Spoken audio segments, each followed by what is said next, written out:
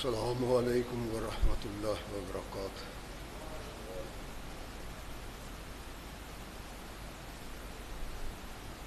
الحمد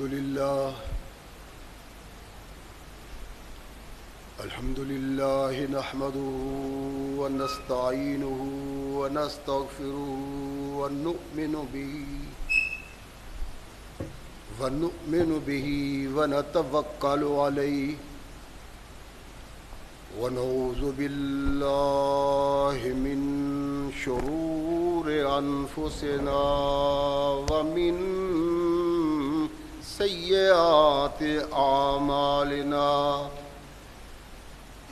من يهده الله فلا مضل له ومن يضلل فلا هادي له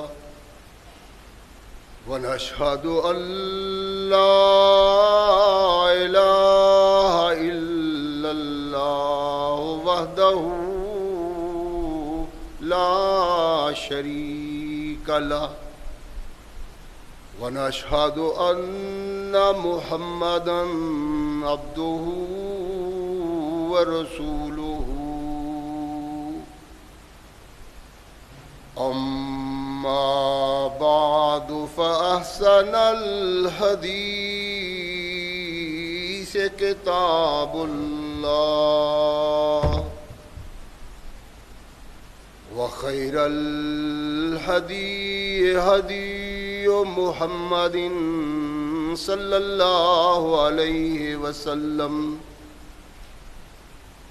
وشر الأمور محدثاتها وكل محدثة بدعة وكل بدعة ضلالة وكل ضلالة في النار أما بعد فأعوذ بالله السميع العليم من الشيطان الرجيم من همزه ونفخه ونفسه بسم الله الرحمن الرحيم فبشرناه بغلام حليم فلما بلغ معه السعي قال يا بني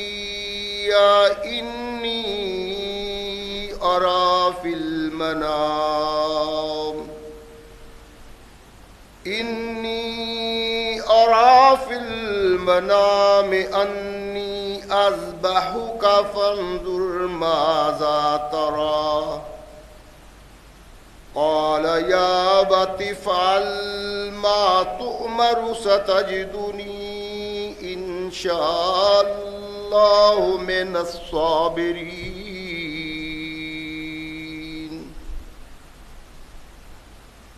صدق الله مولانا العظيم وصدق رسوله النبی الکریم۔ ہر قسم کی حمد و ثنا، تعریفات و توصیفات اس خالق و مالک کے لیے ہیں جس نے ساری کائنات کو تخلیق دیا اور اس کی حسن و آبادی کے لیے حضرت انسان کو تخلیق فرمایا۔ کروڑوں درود و سلام اس ہستی مقدس پہ کہ جس کا نام نامی اسم گرامی ہے محمد۔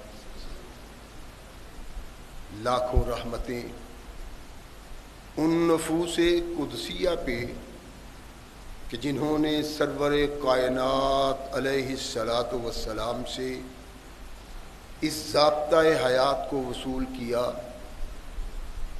اور اس کو ہم تک پہنچانے کے لیے اپنا تن من دھن قربان کر دیا۔ اللہ کی یہ بہت بڑی کرم نوازی ہے کہ اس نے اس ضابطۂ حیات کو ہم تک پہنچانے کے لیے ایسے مضبوط ذرائع اور اسباب استعمال فرمائے کہ ان کی موجودگی میں ہم ببانگ دہل کہہ سکتے ہیں کہ یہ ضابطۂ حیات جو آج ہمارے ہاتھ میں قرآن کی صورت میں موجود ہے، یہ وہی ضابطۂ حیات ہے جو آج سے کم و بیش 1450 سال پہلے نبی کائنات رسول ثقلین حضرت محمد رسول اللہ صلی اللہ علیہ وآلہ وسلم پہ انسانوں کی رشد و ہدایت کے لیے نازل ہوا۔ اللہ کی اس کرم نوازی پہ ہم جس قدر بھی اس کا شکریہ ادا کریں، کما حق کا ہو اس کا شکریہ ادا نہیں ہوتا، اس لیے کہ یہ ضابطۂ حیات وہ دستور المتقی ہے کہ اگر انسان اس سے تعلق پیدا کر لے تو یہ قرآن اس کی دنیاوی زندگی میں ایک عظیم انقلاب پیدا کر دیتا ہے، اور اگر اس کو اپنے جسم و روح پہ جاری و طاری کر لیا جائے تو یہی وہ ضابطۂ حیات ہے جو انسان کو دنیا کے ساتھ ساتھ عقبہ کی کامیابی کی ضمانت بھی دیتا ہے۔ مگر صدحیف ایسے ضابطۂ حیات کی موجودگی کے باوجود آج ہم تختہ ارض پہ اتنی بدنصیبی کی زندگی بسر کر رہے ہیں کہ شاید کوئی دوسری قوم ہم سے بڑھ کے بدنصیب نہ ہو، اور بدنصیبی پہ بدنصیبی یہ ہے کہ ہم نے کبھی غور کرنے کی بھی کوشش نہیں کی کہ آخر اس کا سبب کیا ہے۔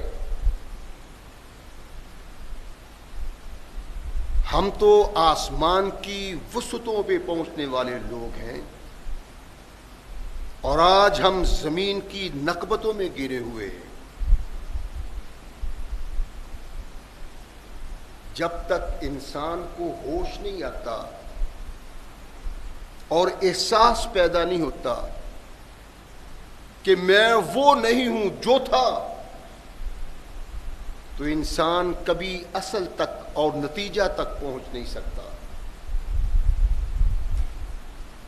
ہماری بدنصیبی کا سبب یہ ہے کہ جس قرآن سے تعلق کی بنا پہ ہم نے تمام قوموں پہ حکمرانی کی، جس رسول کی اطاعت کی بنا پہ ساری قومیں ہمارے پاؤں کے نیچے کچلی گئیں، اس رسول سے تعلق ٹوٹ گیا، اس قرآن سے اعراض کی زندگی بسر ہو گئی، اور نتیجتاً وہ ہوا جو آج ہم اپنی آنکھوں سے دیکھ رہے ہیں۔ قرآن وہ کتاب ہے جس نے انسان کو انسانیت سے آگاہ کیا، اور محمد رسول اللہ صلی اللہ علیہ وسلم وہ پیغمبر ہیں جنہوں نے انسان کو زمین سے اٹھایا اور آسمانوں کی وسعتوں تک پہنچا دیا۔ وہی قرآن ہمارے پاس موجود، وہی ثقلین کے تاجدار محمد رسول اللہ کے ارشادات، مگر ہم بدنصیب ہیں کہ وہ زمانے میں معزز تھے مسلمان ہو کر، اور ہم خوار ہوئے تارک قرآن ہو کر۔ انہوں نے قرآن کو تھاما، ثقلین کے تاجدار محمد رسول اللہ صلی اللہ علیہ وسلم کے دامن کو پکڑا تو عزت و وقار کے اس مقام پہ پہنچے کہ جس کو آج ہم پا نہیں سکتے، صرف سوچ سکتے ہیں۔ لیکن اللہ کا قرآن میں وعدہ ہے کہ جب بھی تم قرآن کی طرف لوٹو، محمد رسول اللہ کی طرف لوٹو، وہ ایمان پیدا کر لو جو ایمان محمد رسول اللہ صلی اللہ علیہ وسلم کے صحابہ نے پیدا کیا تھا، تو وہی عزت، وہی وقار، اسی شان سے تمہیں نوازوں گا۔ لیکن اگر ایسا نہ ہوا تو نام نہاد مسلمان اللہ کو منظور نہیں، اور یہ اللہ کے نزدیک مقبول نہیں ہے۔ قرآن وہ کتاب ہے جس نے انسان کو جینے کا سلیقہ دیا، اور ایسا سلیقہ دینے کے لیے اس ملت کے سامنے گزرے ہوئے وہ عظیم لوگ جن کی عظمت پہ زمین اور آسمان گواہ ہیں، ان کی زندگی کے لیل و نہار رکھے، ان کی زندگی کے طریقہ کار کو بیان کیا، کس طرح انسان عظمت پاتا ہے اور کیوں کر انسان عظمت سے گر جاتا ہے۔ سب کچھ ملنے کے باوجود ہم وہ بد نصیب ہیں کہ اس سے اعراض کے سبب اپنی حیثیت کو کھو دیا، اپنے مقام و مرتبہ کو کھو دیا، اپنی عظمت سے ہاتھ دھو بیٹھے۔ آج ہم تخت یس پہ ایسے بد نصیب بنے ہوئے ہیں کہ کوئی قوم ہمیں جینے کا حق نہیں دیتی۔ اس کا سبب کیا ہے؟ دنیا کے لیے لیل و نہار سوچنا، نیند نہیں آتی، اپنی دنیا کو بہترین بنانے کے لیے فکر مند رہتے ہیں، سوچ و بچار میں مصروف رہتے ہیں، اور یوں دنیا میں گم ہو گئے کہ ہمیں آخرت بھول گئی۔ اور یہ سب سے بڑا سبب ہے ہماری اس ذلت اور اس پستی کا کہ ہم اپنی عاقبت کو بھول گئے ہیں، قرآن کو پس پش ڈال دیا، محمد رسول اللہ کے دامن کو ہاتھ سے چھوڑ دیا، اور نتیجہ یہ اللہ اس مقام پہ ایک ایسی شخصیت کا تذکرہ کرتے ہیں جس نے اپنے کردار سے وہ مقام حاصل کیا کہ اللہ اس انسان کو اپنا خلیل کہتے ہیں، اور رحمت کائنات محمد رسول اللہ صلی اللہ علیہ وسلم نے ارشاد فرمایا کہ دو خلیل ہیں اللہ کے، ایک ابراہیم خلیل اللہ اور ایک محمد رسول اللہ۔ ایسی عظیم زندگی، ایسی باوقار زندگی کہ جس زندگی کو دیکھ کے آدمی راہ پا سکتا ہے، ایک کردار سیدنا ابراہیم علیہ السلام نے ادا کیا، اور اتنا بھرپور کردار پھر محمد رسول اللہ نے ادا کیا۔ اللہ ارشاد فرماتے ہیں کہ انسان اللہ کا مقبول اور محبوب کیسے بن سکتا ہے؟ انسان عظمت کے اس مقام پہ کیسے اور کب پہنچ سکتا ہے جس کو انسان دیکھے تو اس کی دستار سر سے اتر جائے؟ وہ سوچ، وہ فکر جو انسان کو اس مقام پہ پہنچاتی ہے، وہ قرآن کی معرفت ملتی ہے اور محمد رسول اللہ کی اطاعت کی معرفت ملتی ہے۔ یہ ماہ مقدس ایک ایسا عظیم مہینہ ہے جس میں وفا کا وہ دیا جلا کہ جس نے آسمان کی سورج کی روشنی کو مات دے دی۔ یہ محبت اور عقیدت کا وہ مہینہ ہے کہ جس نے انسان کو محبت کرنا سکھلایا اور بتلایا کہ محبت کیا ہوتی ہے، وفا کس کو کہتے ہیں۔ یہ انسان وہ انسان ہے جس کے متعلق اللہ نے کہا کہ ہم نے جب اس کو آزمایا یہ آزمائش میں پورا اترا ہے۔ پچھلے خطبہ جمعہ میں نے عرض کیا تھا کردار ابراہیم علیہ السلام نے کیوں کر یہ نام پایا، اور ابراہیم علیہ السلام کا کون سا کردار ہے کہ اللہ نے قیامت تک اس کردار کو زندہ رکھنے کا عہد کیا تھا۔ ابراہیم علیہ السلام کی آزمائشیں بہت عظیم آزمائشیں تھیں۔ ایک بڑی آزمائش جو ابتدا میں ہوئی کہ سارا زمانہ مخالف بن گیا، ہر انسان چاہتا ہے کہ یہ جو اس نے سانس لیا ہے اگلا سانس نہ لے سکے، جینا دوبر کر دیا، اتنا تنگ کیا کہ انسان سوچے تو وہ اس نتیجہ پہ پہنچتا ہے کہ انسان ہونے کی حیثیت سے اتنی پریشانی انسان اٹھا نہیں سکتا، لیکن ابراہیم علیہ السلام نے اس پریشانی کا خندہ پیشانی سے سابقہ کیا، اور ایک بہت بڑی آزمائش ہوئی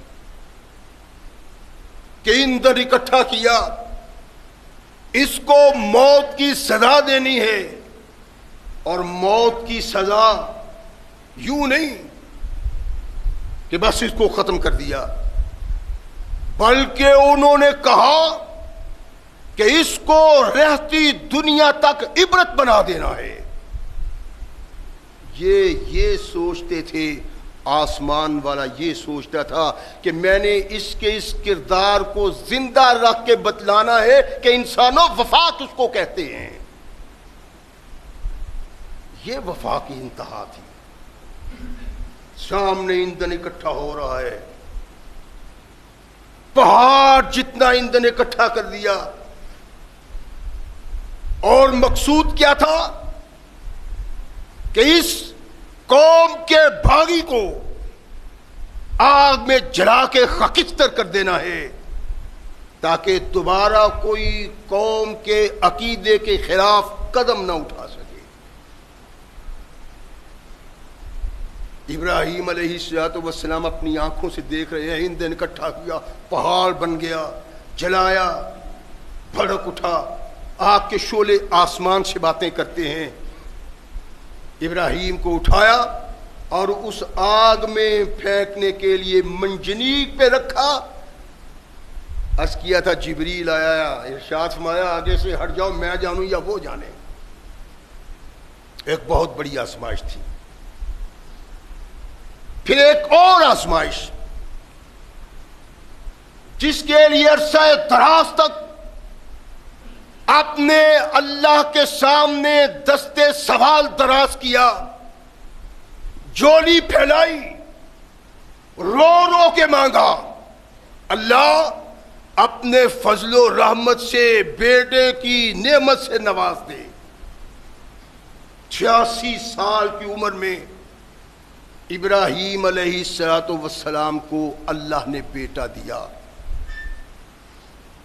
جب محبت عروج پہ پہنچی، باہر جاتے ہیں تو اس کو چوم کے جاتے ہیں، پیار کرتے جاتے ہیں، سینے سے لگا کے جاتے ہیں، جب آتے ہیں تو سب سے پہلے یہی کام ہے۔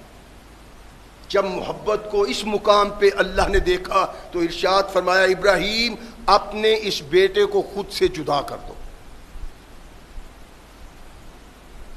ابراہیم علیہ السلام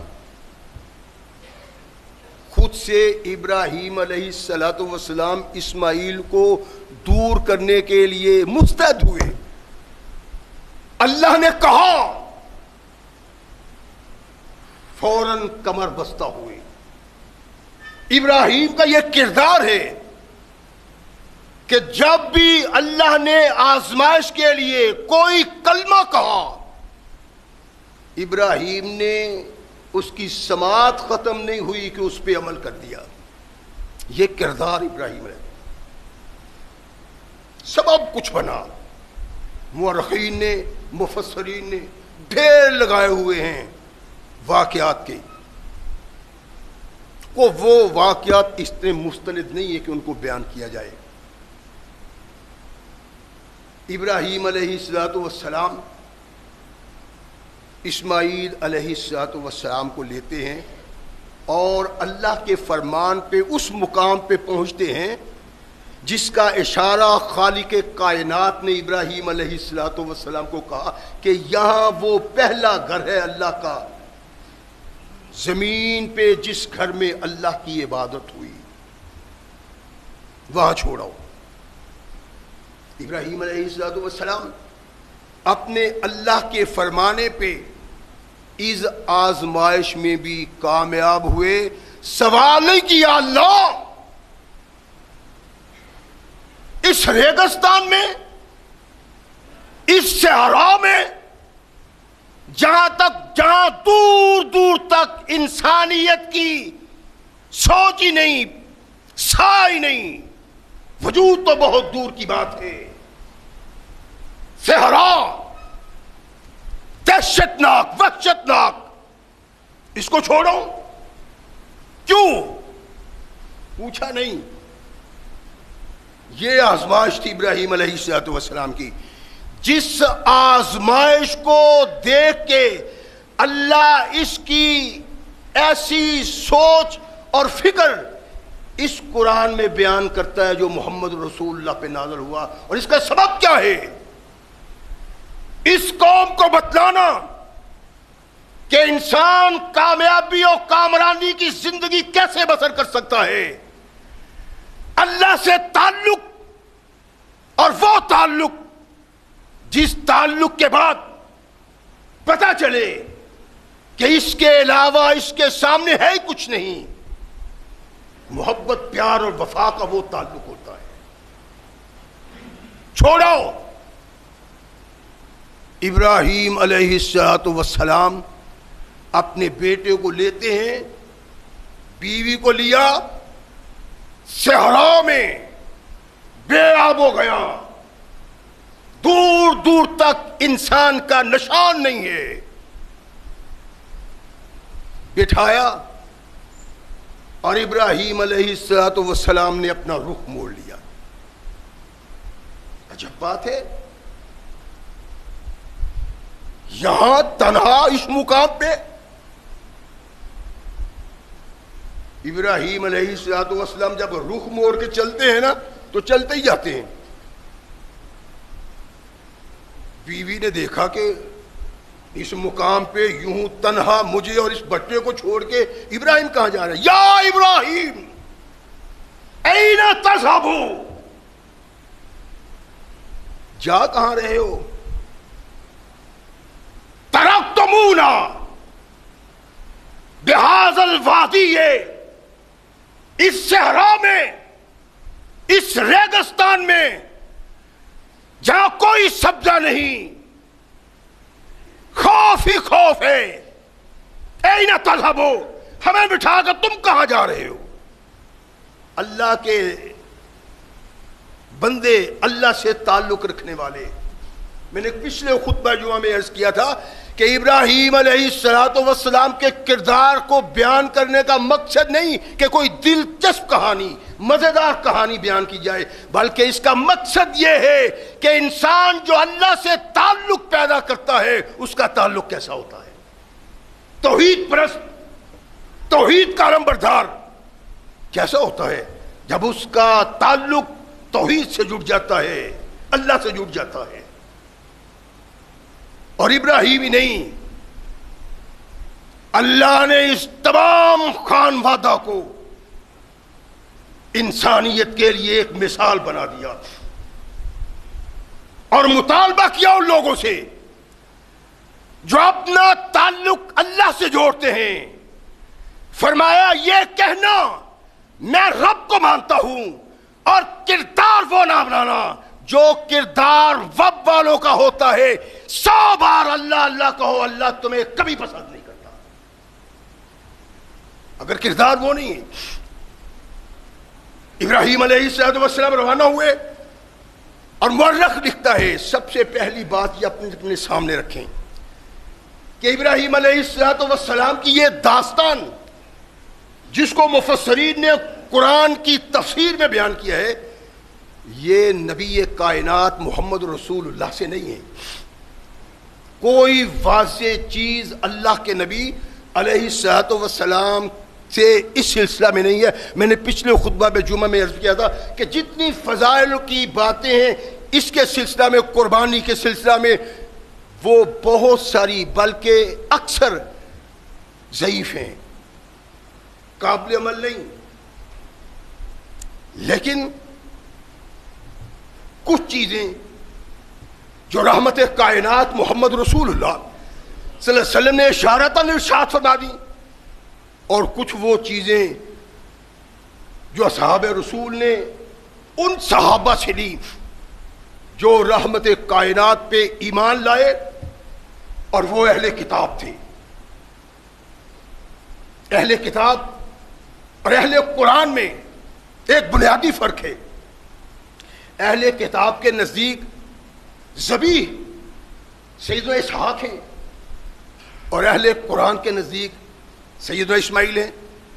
لیکن واضح آیات کی موجودگی کے باوجود بھی کچھ صحابہ نے اس سے اختلاف کر کے سیدنا اسحاق علیہ السلام کو ہی ذبیح قرار دیا ہے، صحابہ نے بھی.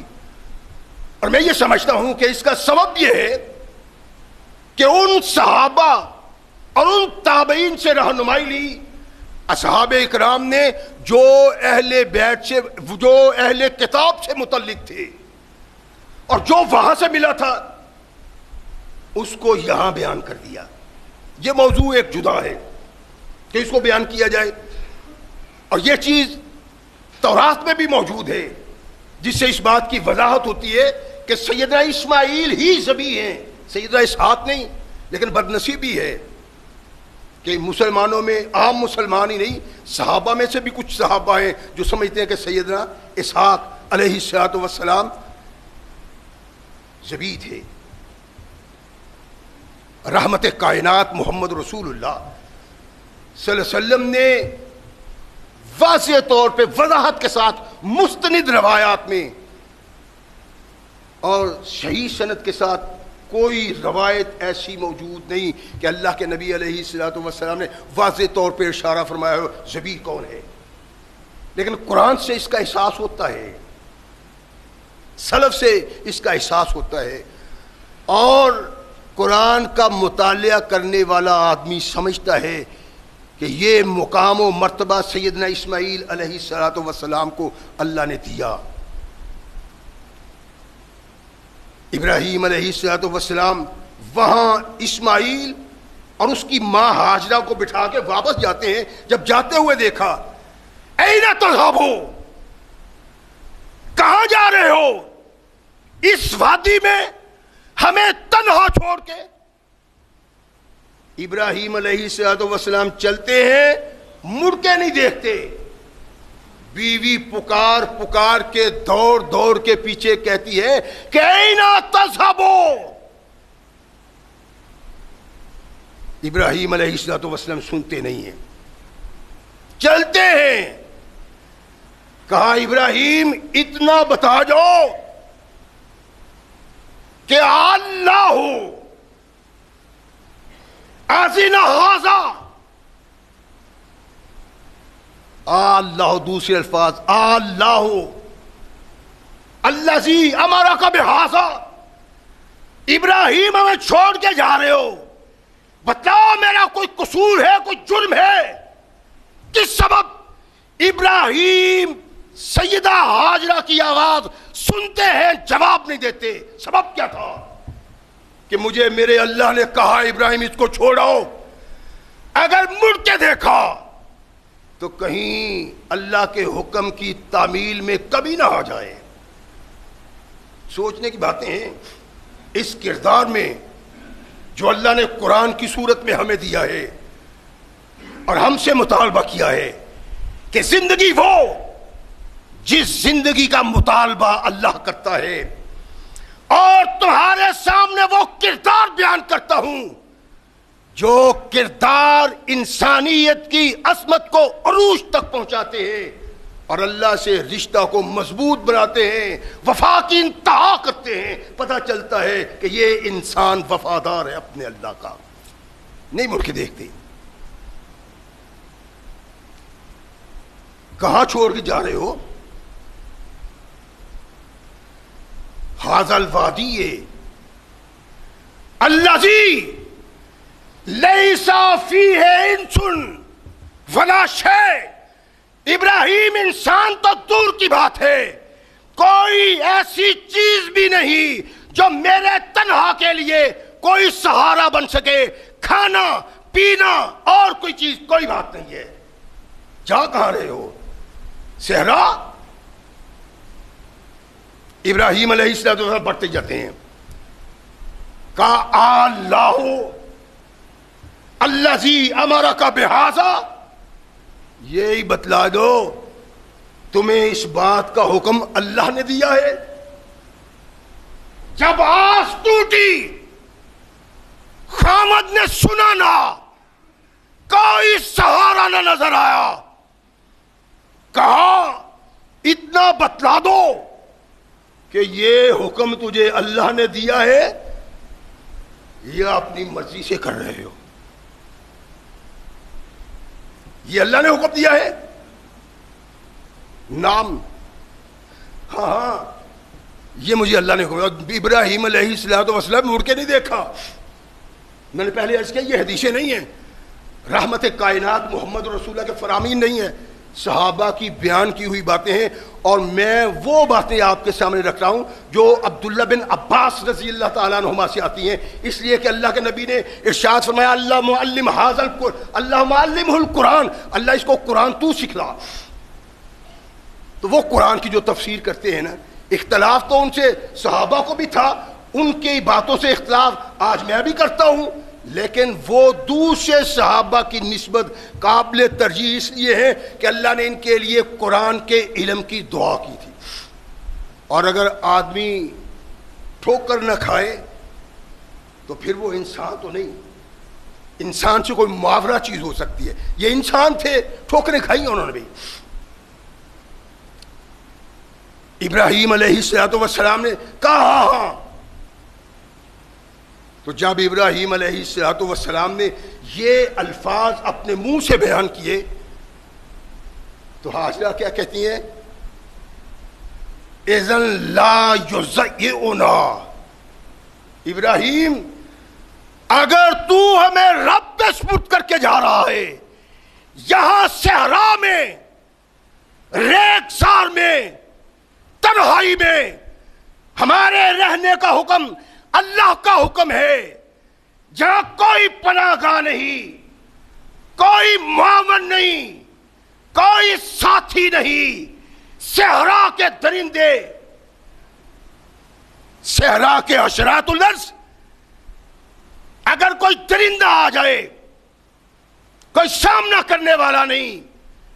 موذی حشرات الارض اگر ڈسنے کو آ جائے کوئی سامنا کرنے والا نہیں. تنہا صنف نازک اس صحرا میں بیٹھی ہے اور پوچھا سبب کیا ہے؟ اللہ نے کہا ہے. کہا ہاں. پھر کہنے کی کوئی بات نہیں، اب چلے جاؤ، سوال کرنے کی ضرورت نہیں، کہنے کی ضرورت نہیں ہے، پوچھنے کی ضرورت نہیں ہے. لا یضیعنا، اگر اللہ نے یہ کہا ہے تو اس صحرا میں بھی اللہ مجھے کوئی نقصان نہیں پہنچنے دے گا، مجھے ضائع نہیں کرے گا. اب آپ غور فرمائیں، ایک صنف نازک کمزور عورت ناتوان، کچھ پاس نہیں ہے. اس صحرا میں بے آب و گیا زمانے، جہاں کوئی انسان کا تصور نہیں ہے، تنہا. اب آپ غور فرمائیں، یہ تنہائی، اور صرف تنہائی نہیں، صحرا، ریگزار، پانی کا نشان نہیں، کسی دانے کا نشان نہیں، کوئی انسان دور و نزدیک نہیں. ابھی کو دن کی روشنی ہے، یہاں رات کی تاریکی بھی چھانی ہے.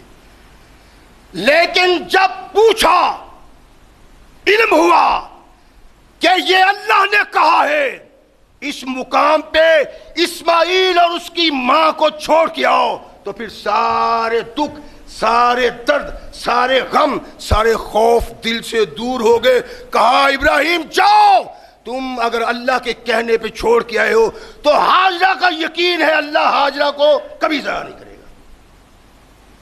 رات کی تاریکی،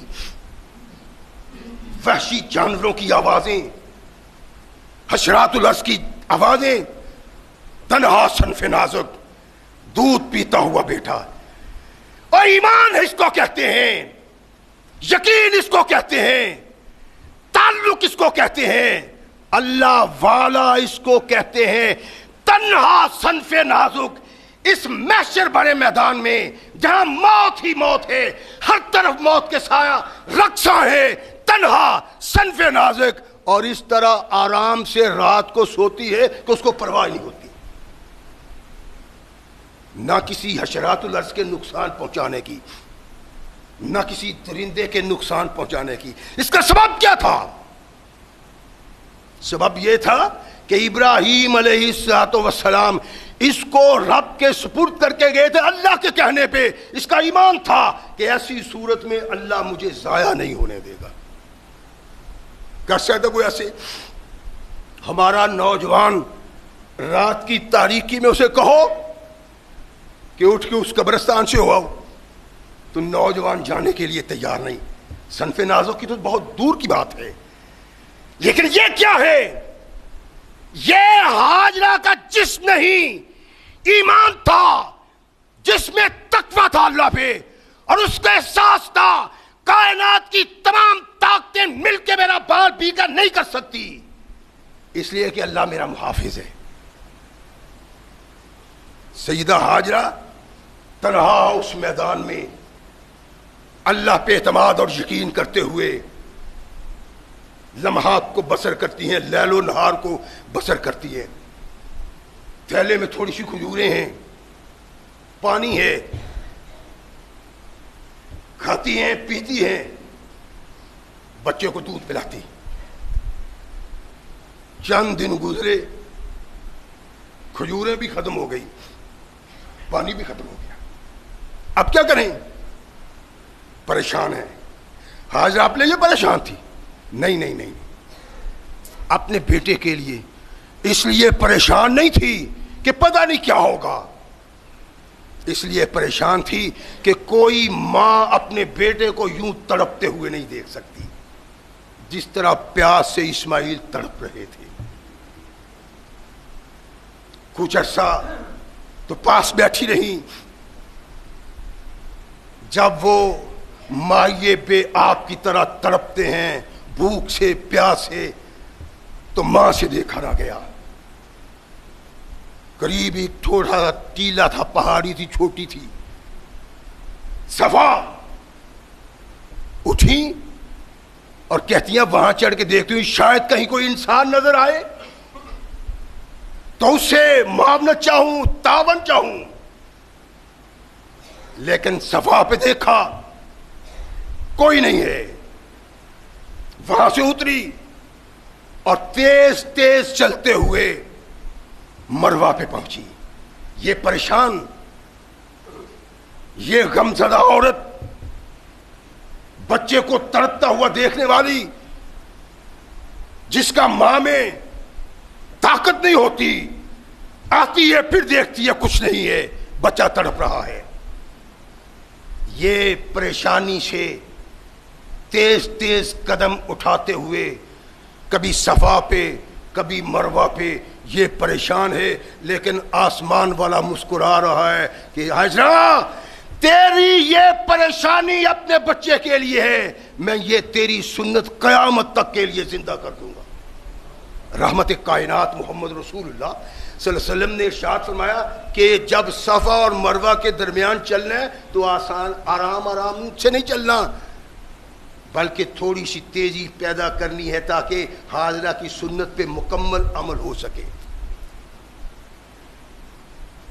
حاضرہ کبھی اس پہاڑی پہ کبھی اس پہاڑی پہ، مروہ پہ چڑھتی ہے، سمیت صوتاً، امام بغوی اپنی تفسیر میں لکھتے ہیں کہ ایک آواز سنی مروہ پہ، کان کھڑے کیے کہ یہ کون ہے، پھر آواز آئی، کہنے لگی قد سمیت صوتک، تیری آواز میں نے سنی ہے آواز دینے والے، اغث ان کان عندک خیر، اگر تم کوئی بڑی شخصیت ہو، نیک شخصیت ہو، اللہ والے ہو، تو میں تجھ سے تعاون چاہتی ہوں اس پریشانی میں جو صحرا میں تنہا حاجرہ جس پریشانی میں مبتلا ہے۔ اگر تم صاحب خیر ہو، اگر تمہاری نیت صحیح ہے، اگر تم کوئی نیک ہو تو اس مقام پہ مجھ سے تعاون کرو۔ پہاڑی سے اترتی ہیں، جب بچے کی طرف جاتی ہیں تو وہاں دیکھا جبریل کھڑے، پاس گئیں، جبریل نے اپنی ایڑی زمین پہ ماری۔ امام بخاری رحمہ اللہ علیہ اس روایت کو بیان کرتے ہیں کہ ایڑی ماری، اور دوسری روایت میں وہی امام بخاری بیان کرتے ہیں کہ اپنے پر مارے۔ جو بھی تھا، جبریل نے ایڑی ماری، چشمہ پھوٹ نکلا۔ جب چشمہ پھوٹ نکلا تو اماں پریشان ہوئی کہ یہ چشمہ کہیں پھیل نہ جائے اور پھر ایسا نہ ہو کہ صحرا میں یہ پانی جذب ہو جائے۔ جلدی جلدی اس کے ارد گرد واڑ لگانی شروع کر دی۔ جبریل پاس کھڑے دیکھ رہے ہیں، اماں یہ کر رہی ہیں۔ رحمت کائنات محمد رسول اللہ صلی اللہ علیہ وسلم ارشاد فرماتے ہیں کاش ام اسماعیل یہ دیوار نہ بناتی ریت کی تو یہ چشمہ ساری دنیا کو سیراب کرتا۔ جب فارغ ہوئی تو جبریل نے کہا کہ حاجرہ پریشان ہونے کی ضرورت نہیں ہے۔ کیوں؟ اس لیے کہ تیری حفاظت تیرا رب کر رہا ہے۔ اب تو جبرائیل نے کہا پہلے اس بہادری کی زندگی کا سبب کیا تھا؟ تنہا رات کی تاریکی میں حشرات الارض کی آوازیں، درندوں کی آوازیں، لیکن اس کے دل میں خوف پیدا نہیں ہوتا، اس لیے کہ کائنات کی کوئی طاقت میرے تک پھٹک نہیں سکتی، میرا محافظ اللہ ہے۔ کیا ہمارا بھی ایمان یہی ہے؟ کبھی سوچا آپ نے؟ اپنے حالات پہ نظر دوڑائیے، 8 قوت ہے اور فوج دنیا کی بہترین فوج، تو زندگی کیسی ہے؟ ذلت اور نکبت بھری زندگی۔ یہ کوئی زندگی نہیں ہے کہ کوئی کائنات کے آقا محمد رسول اللہ پہ زبانیں تان دراز کرے اور تم کہا نہیں نہیں ایسا نہیں ہونا چاہیے تھا، ڈوب مرنے کی ضرورت ہے۔ کیوں؟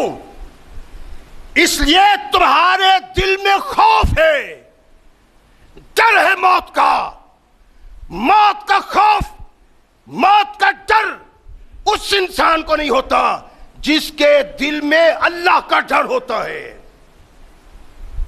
اور حاجرہ کے دل میں اللہ کا ڈر تھا، صنف نازک تھی، تنہا عورت تھی، بچاؤ کے لیے کوئی اسلحہ نہیں تھا، کوئی انسان دفاع کے لیے نہیں تھا، تنہا اس صحرا میں رات بھی بسر کرتی تھی، دن بھی بسر کرتی تھی، لیکن دل میں خوف کبھی نہیں آیا، پریشان کبھی نہیں ہوئی. کیوں؟ کہ اس کا مددگار اللہ ہے.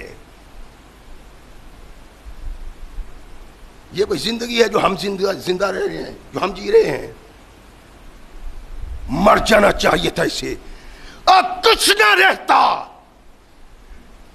نبی کائنات محمد رسول اللہ صلی اللہ علیہ وسلم کی توہین کی، اور اتنی بغیرت حکومت ہے، ایسے دیوس ہمارے پر سر اقتدار طبقہ ہے کہ وہ پھر بھی ان کے ساتھ دوستی کے تقاضے کرتے ہیں.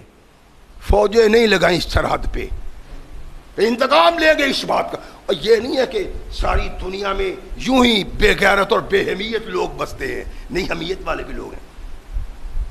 کل ایک نوجوان بتلا رہا تھا کہ آسٹریلیا کا کرکٹر ہے مسلمان، اس نے کہا کہ میں کرکٹ کھیلنے کے لیے ہندوستان میں نہیں جاؤں گا، اس لیے کہ میرے آقا کی توہین کی گئی ہے. اگر سریعام وہ عورت معافی نہیں مانگے گی میں اس میں جا کے کرکٹ نہیں کھیلوں گا. یہ مامے چاچے بنے ہوئے ہندوستان کے. نا نا نا نا، ہندوستان دکھ نہ جائے. یہ زندگی، یہ لال و نہار تمہارے لیے لعنت کا سبب ہے، اور قیامت کے دن یہ ایٹمی طاقت اللہ کے ہاں ذلیل و خوار ہوگی کہ جن کی موجودگی میں، جن کی اسلحہ کی موجودگی میں، جن کی طاقت کی موجودگی میں، جن کی فوج کی موجودگی میں کوئی اس طرح بکواس کرے محمد رسول اللہ پہ، اور تم آرام سے بیٹھے رہو. تمہارے بیٹھنے کا سبب کیا ہے؟ غیرت نہیں، حمیت نہیں، موت کا ڈر ہے. رحمت کائنات محمد رسول اللہ صلی اللہ علیہ وسلم نے ارشاد فرمایا تھا کہ ایک وقت ایسا آئے گا تم پہ قومیں یوں ٹوٹ پڑیں گی جیسے بھوکے دسترخوان پہ ٹوٹ پڑتے. عرض کہ اللہ کے نبی ہم کمزور ہوں گے، کم ہوں گے؟ فرمایا نہیں، نہ کمزور نہ کم، تمہارے دل میں موت کا ڈر پیدا ہو جائے گا، تم موت سے ڈرنا شروع کر دو. یہی ہے.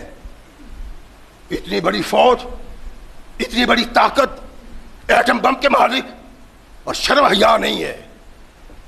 تم سے وہ غیرت مند ہے جس کے پاس کچھ نہیں، جو تھا اس نے کہا میرا یہ بھی نہیں دیکھ سکتے، جو میری کھیل کے طلبگار ہیں ان کو نہیں دکھا سکتا جب تک وہ معافی نہیں مانگتی.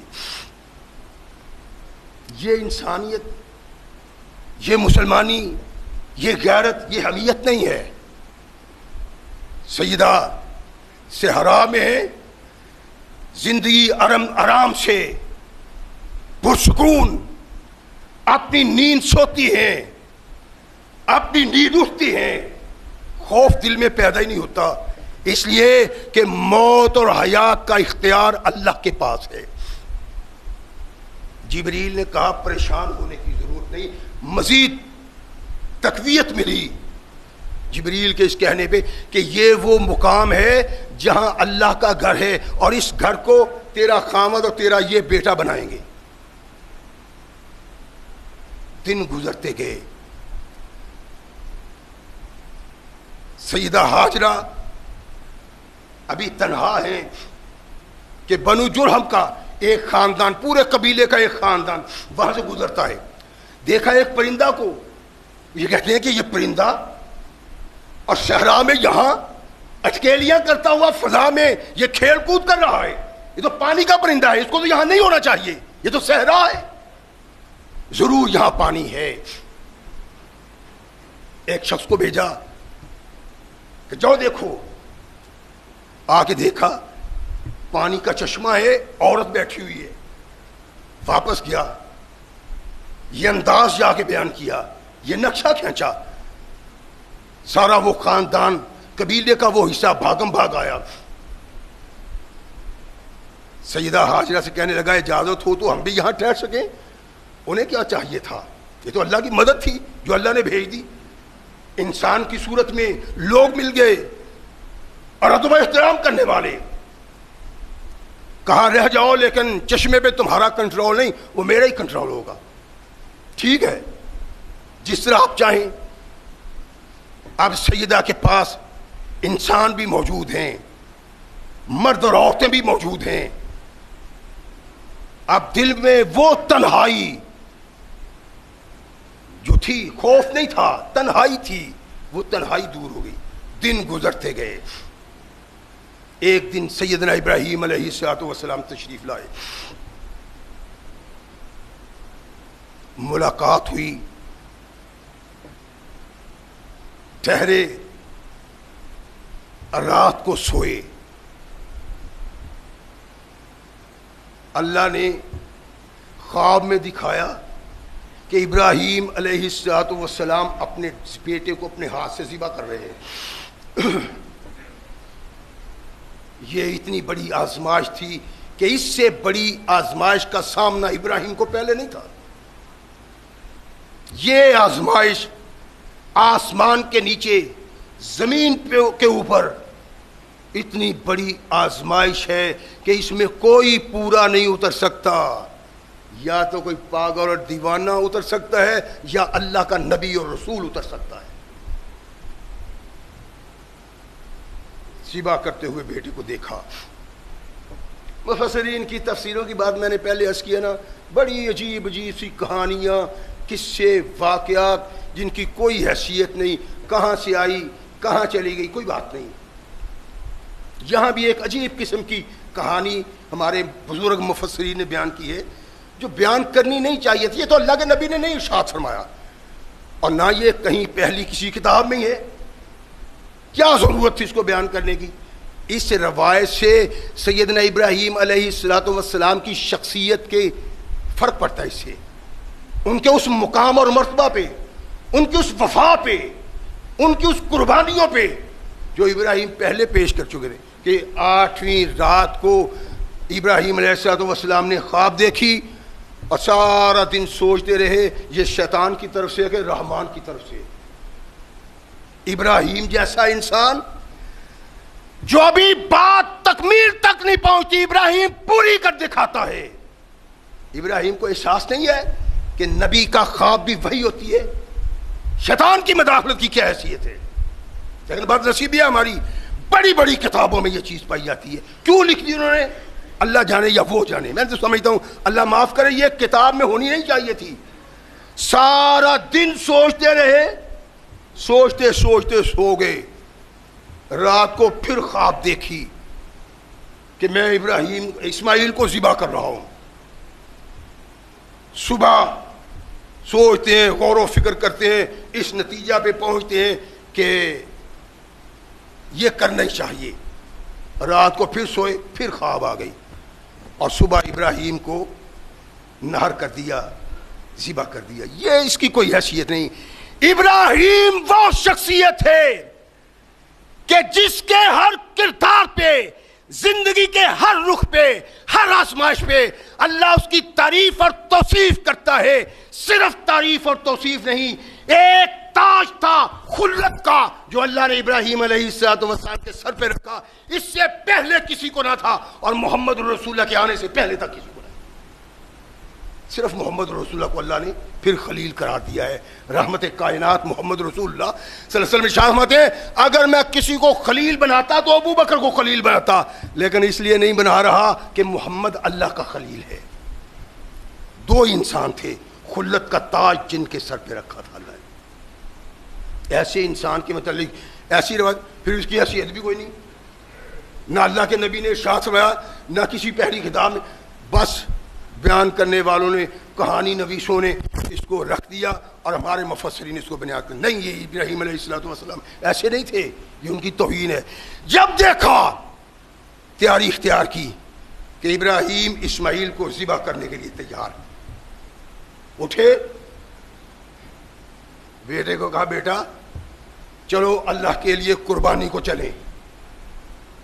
یہاں ایک اور روایت ہے کہ چلو لکڑیاں اکٹھا کرنے کے لیے چلیں. تو یار عجیب باتیں،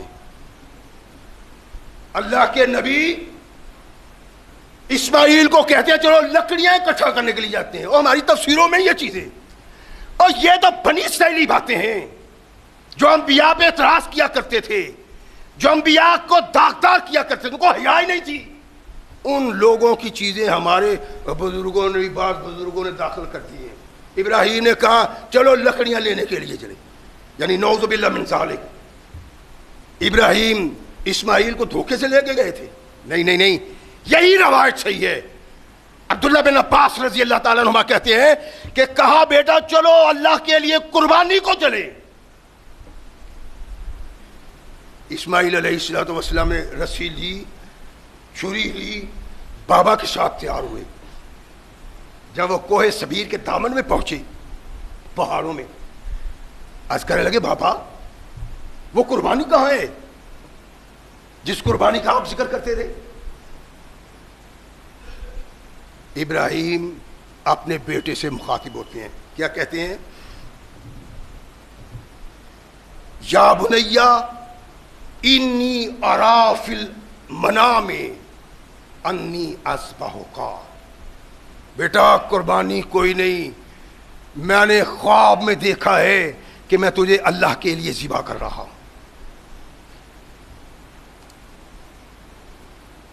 یہاں بھی ایک بنی اسرائیلی روایت ہے کہ ابراہیم علیہ السلام نے اس لیے یہ کہا کہ لوگ نہ کہیں کہ ابراہیم نے جبراً اپنے بیٹے کو ذبح کر دیا ہے۔ یہ بات نہیں تھی، بات یہ تھی جو ابراہیم نے کہی۔ ہم نہیں کہتے پنجابی میں بلے دا بلا نہ ہوئے تو متھے پھلی ضرور ہوں دی۔ ابراہیم علیہ السلام کا تصور یہ تھا کہ مجھے اللہ نے حکم دیا ذبح کرنے کا، ابراہیم رب سے تعلق رکھتا ہے، ایک لمحہ کے لیے سوچا نہیں اور قربان کرنے کے لیے چل پڑا ہے۔ یہ تو دیکھ لوں کہ میرا بیٹا بھی ابراہیم کے باپ سے نسبت اور تعلق رکھنے والا اسی ایمان کا حامل ہے جو اس کا ایمان ہے، یا اس کے ایمان میں کوئی کمی ہے۔ یہ سبب تھا ابراہیم علیہ السلام کے کہنے کا، اسماعیل میں نے دیکھا ہے، انی ارا فی المنام انی اذبحک، میں نے دیکھا ہے خواب میں کہ میں تجھے ذبح کر رہا ہوں، فانظر ماذا تری، اب تم بتاؤ۔ یہ وفا ہے اور یہ توحید پرست کی علامت ہے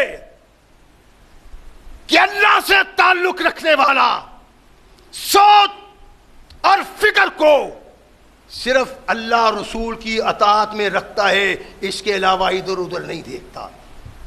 ابراہیم نے فانظر ماذا تری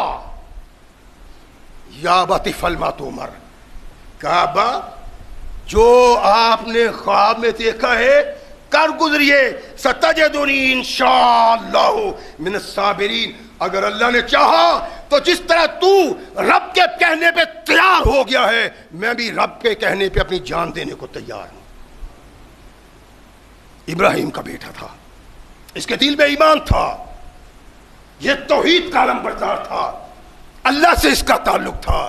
اللہ والوں کا تعلق اللہ سے ایسے ہی ہوتا ہے۔ رحمت کائنات محمد رسول اللہ صلی اللہ علیہ وسلم جب ان سے پوچھا نا کہ یہ کیا ہے، تو کہا سنت ابیکم ابراہیم، یہ تمہارے باپ ابراہیم کی سنت ہے۔ اور بعض مفسرین نے یہ بھی لکھا کہ اصل مقصود اللہ کا یہ نہیں تھا، آزمانا ہی مقصود تھا۔ کاش ہمارے یہ بزرگ ایسی باتیں نہ لکھتے۔ اللہ کا مقصود ابراہیم کے ایمان کو آزمانا تھا، اور یہ حق اور سچ تھا۔ ابراہیم کے دل میں کبھی وسوسہ پیدا نہیں ہوا، کبھی خیال پیدا نہیں ہوا کہ اللہ صرف آزما رہا ہے۔ ان کو یہ علم تھا اللہ کا حکم ہے اور اس حکم کو ماننا ہے۔ اس ماننے کی بنا پہ ابراہیم اسماعیل کے گلے پہ چھری چلاتے ہیں۔ ان کے دل میں یہ کبھی نہیں آیا تھا جو ہمارے مفسرین ہمیں سنانا اور بتلانا چاہتے ہیں، نہیں، ان کو علم تھا اللہ نے قربانی طلب کی ہے، قربانی دینی ہے۔ اس لیے ابراہیم علیہ السلام اسماعیل کو لٹاتے ہیں، گلے پہ چھری چلاتے ہیں، لیکن گلے پہ چھری نہیں چلتی۔ اب جناب کہیں یہ خبر آ جاتی ہے، قصہ آ جاتا ہے، کہانی آ جاتی ہے، واقعہ آ جاتا ہے کہ اسماعیل کا گلا اللہ نے تانبے کا بنا دیا. پھر ہے کہ ابراہیم علیہ السلام چھری پھیرتے ہیں، پھرتی نہیں. اسماعیل نے کہا اس طرح ماریں جس طرح نیزہ مارا جاتا ہے. کس سے کہانیاں ہیں؟ ابراہیم علیہ السلام نے لٹایا اور چھری گلے پہ چلائی. آسمان سے آواز آئی یا سکینۃ لا تقطعی، اے چھری اسماعیل کا گلا کاٹنا نہیں ہے. یہ تانبیوں تومبیوں کی ضرورت نہیں تھی. نہ چلی یہ ہوا یہ کچھ نہیں. اللہ کے نبی نے اللہ کے کہنے پہ چھری چلائی. چھری کو اللہ نے حکم دیا اور دوسری طرف آواز اللہ نے براہ راست ابراہیم علیہ السلام کو دی کہ ابراہیم تو نے اپنا خواب سچ کر دکھایا ہے. ہم یوں ہی عزت اور وقار دیتے ہیں ان لوگوں کو جو اپنے اللہ کے احکامات پہ یوں ہی عمل کرتے ہیں. ابراہیم علیہ السلام کو جب اللہ کی طرف سے آواز آئی، پٹی اپنی آنکھوں سے اتاری، دیکھا کہ ایک مینڈا کھڑا ہے پاس. اور اس کے لیے بھی مفسرین نے مختلف روایات بیان کی ہیں. کہتے ہیں کہ یہ جنت سے آیا تھا. میں نے پہلے عرض کیا تھا یہ چیزیں اللہ کے نبی نے نہیں ارشاد فرمائی، حدیث میں نہیں ہے، صحابہ کی باتیں ہیں. انہوں نے کہاں سے لیے انہوں نے یہ وضاحت نہیں کی. اور کچھ مفسرین نے جو بڑے احتیاط سے تفسیر لکھتے تھے وہ یہ کہتے ہیں کہ اصل میں یہ ان صحابہ کی بات ہیں جو ان یہودی علماء کے شاگرد تھے جو ایمان لے آئے. اور پھر اس کے بعد یہ بڑی روایات کعب احبار رحمہ اللہ علیہ سے جو فاروق اعظم کے دور میں ایمان لائے تھے، اور انہوں نے اس قسم کی بہت ساری روایات بیان کی. ابراہیم علیہ السلام کے پاس وہ مینڈا، کہتے ہیں کہ 40 سال تک وہ مینڈا جنت میں گھاس پھوس کھاتا تھا. اور اس کو اللہ نے ابراہیم کے سامنے اسماعیل کی قربانی کے لیے پیش کیا کہ اب لو. اور پھر ایک روایت ہے کہ یہ وہ مینڈا تھا جو آدم کے بیٹے حابیل نے ذبح کیا تھا. اس کو جنت میں پہنچایا گیا، 40 سال تک اس کی جنت میں خدمت ہوئی. سمجھ والی بات نہیں ہے. آدم علیہ السلام کے بیٹے نے مینڈا ذبح کیا اور پھر صرف 40 سال، یہ تو ہزاروں سال بنتے ہیں. لیکن چلو یہ ہو سکتا ہے، اللہ مالک ہے، اس کو اتنی دیر پہلے اللہ لے گئے ہوں گے جنت میں پرورش بھائی. بہرحال اللہ نے اسماعیل علیہ السلام کے گلے پہ چھری نہیں چلنے دی. اور ذرا غور فرمائیں اپنے حالات پہ کہ جو لوگ سنت کو زندہ نہیں کرتے، پیسے ہیں، رقم ہے، دولت ہے، مال و زر ہے، لیکن قربانی نہیں کرتے. اللہ نے قرآن میں کہا کہ ابراہیم ہم تیری سنت کو قیامت تک زندہ رکھیں گے، ان لوگوں میں جاری رکھیں گے. یہ نہیں کرتے. اللہ کے نبی نے کیوں ارشاد فرمایا کہ جو لوگ قربانی نہیں کرتے طاقت کے باوجود وہ ہماری عیدگاہ میں نہ آئے. ایھا الناس علی کل اہل بیت فی کل عام اضحیہ، ہر گھر والے پہ ہر سال قربانی ضروری ہے، یہ فرض نہیں ہے. اس روایت سے پتہ چلتا ہے کہ یہ واجب ہو گئی یا فرض ہو گئی. یہ واجب فرض نہیں، سنت ہے. رحمت کائنات محمد رسول اللہ نے ارشاد فرمایا سنت ابیکم ابراہیم. اور پھر سیدنا عبداللہ بن عمر سے کسی نے سوال کیا تھا، کہا اللہ کے نبی ہمیشہ کرتے رہے تھے، اس لیے اس کو کرنا چاہیے. یہ ضروری ہے. اگر یہ قربانی وہ آدمی نہیں کرتا جس کے پاس طاقت بھی ہے، دولت بھی ہے، تو اللہ کے نبی نے ارشاد فرمایا کہ یہ آدمی ہماری عیدگاہ کی طرف نہ آئے. کائنات کے آقا محمد رسول اللہ صلی اللہ علیہ وسلم پہ آنے والا قرآن مسلمان کی رہنمائی کرتا ہے کہ اللہ کی رضا کے لیے قربانی اگر آدمی مال کی دیتا ہے، چھترے کی صورت میں، بکرے کی صورت میں، گائے کی صورت میں، اونٹ کی صورت میں، تو وہ عہد کر رہا ہوتا ہے کہ اللہ مال کی ضرورت ہے قربان کر رہا ہوں، جب جان کی ضرورت آئے گی یہ بھی قربان کر دوں گا. اصل فلسفہ اس کا یہ ہے. تو بڑی بد نصیبی ہے کہ جن لوگوں کے پاس اللہ نے دولت مال دیا ہے لیکن وہ اسے اعراض کرتے ہیں. اعراض اچھا نہیں ہے، اللہ کو یہ پسند نہیں ہے. اور محمد رسول اللہ صلی اللہ علیہ وسلم نے اس کی خواہش کی ہے. روایت کی سند ضعیف ہے لیکن حسن لغیر ہی ہے, شواہد موجود ہیں اس روایت کے, شواہد موجود ہیں, روایت کی سند صحیح نہیں ہے, اس کے شواہد موجود ہیں, اور شواہد کی موجودگی کی بنا پہ محدثین نے اسے حسن لغیر کر, یعنی دوسری روایات سے اس کا حسن ہونا ثابت ہوتا ہے. اس لیے ضروری ہے کہ جس آدمی کے پاس طاقت ہو, ہمت ہو, وہ اللہ کی رضا کے لیے قربانی کرے. اللہ ہمیں صحیح مسلمان بننے کی توفیق عطا فرمائے. وآخر دعوانا الحمدللہ رب العالمین.